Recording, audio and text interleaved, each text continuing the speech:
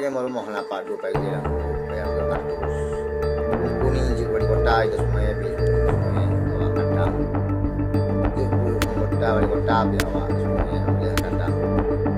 dia sebagai panglima wilayah atas dia menjadi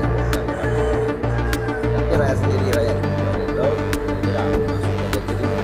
itu pejabat yang jadi tapi masyarakat kalau udah jadi